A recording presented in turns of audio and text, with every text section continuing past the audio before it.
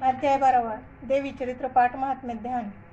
कांती वीज जशी मृगेंद्र वाहना भासे अति भीषण, कन्या खडग धरून ढाल करीती भावेशीचे सेवन, हाती चक्र गदा धनुषर अशी पाशादिकी तर्जनी, दुर्गाग्निमयात्मिका शशिधरा नेत्रत्रयाध्यात्मी।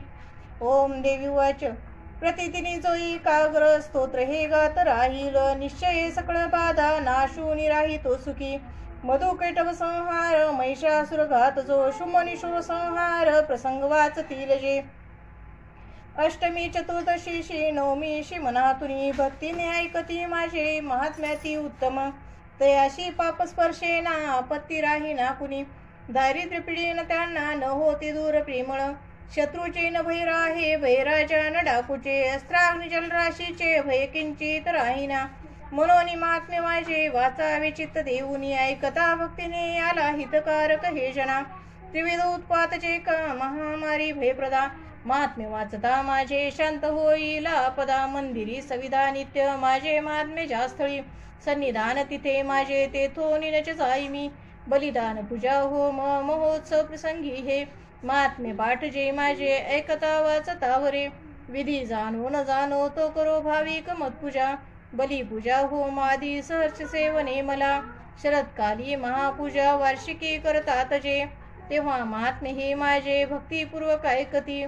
नाशती आपदा साऱ्या धनधान्य मिळे सूत, संदेह काही ना यात प्रत्यक्ष फळ हे असे।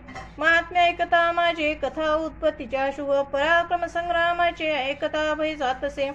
श्रोत्यांच्या शत्रूचा नाश कल्याण पावतील ते, राही वंश स्वभक्तांचा आनंद रूप सर्वदा।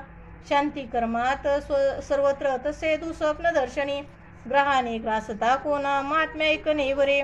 भयंकर ग्रह पीडा सर्व विघ्नास शांतता, दुःस्वप्न तेही सुस्वप्न होतसे पाठ हा असा। बालग्रहाने आक्रांत बालका शांती कारणे, पडता फूट मित्राशी मित्रता जुळवील हे। दुराचारी यांचा नाश करी महात्म्य श्रेष्ठ हे, राक्षस भूत पिशाच पाठ मात्रेच नाशती। माझी सर्वई महिमा माझे सामिप्य देतसे, पशु पुष्पार्घ्य धूपादी गंधदीपादी उत्तम। विप्राना भोजन होम अभिषेक प्रतिदिनी, अन्य भोग समर्पोनी वर्ष राधन दानत। प्रीतीने करता पुण्य माझी संतुष्टता मिळे, महात्म्य ऐकता त्याची पुण्य आरोग्य देतसे। अवतार कथा माझी सर्व भूतात रक्षित, युद्ध चरित्र जे माझे नाशवी दैत्य दुर्जना। मनुष्या भय वैराचे महात्म्य ऐकता नसे, तुम्ही स्तोत्र जे केले भ्रमर्षिकत त्यापरी। तसे भ्रमकृत स्तोत्र सर्व सदित कारक, अरण्य प्रांती एकांती वनवा लागता वना।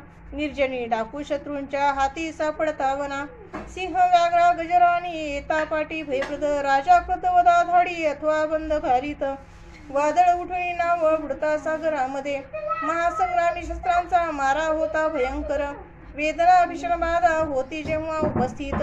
आठवी जो कथा माझी विघ्न बाधा नभेतया, मत्प्रभावे सिंहादी डाकू वैर्याची यामध्ये। स्मरता पळती दूर विघ्ने मनमहिमा अशी, ऋषिरुवाच बोलोनी हे भगवती चंडिका चंड विक्रमा।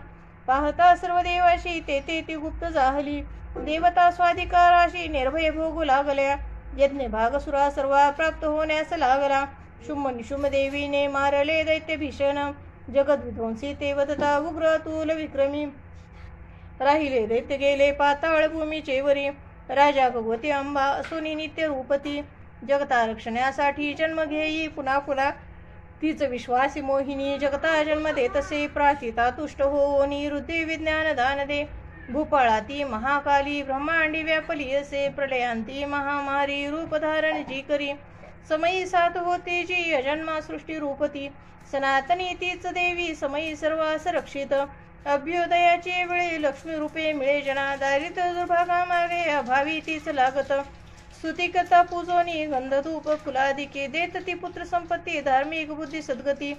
श्री अच्युत वीर चित्ताया प्राकृतभावा टीका, श्री मार्कंडे पुराणे सावर्णिके मन्वंतरे। देवी महात्म्ये द्वादशोऽध्याय।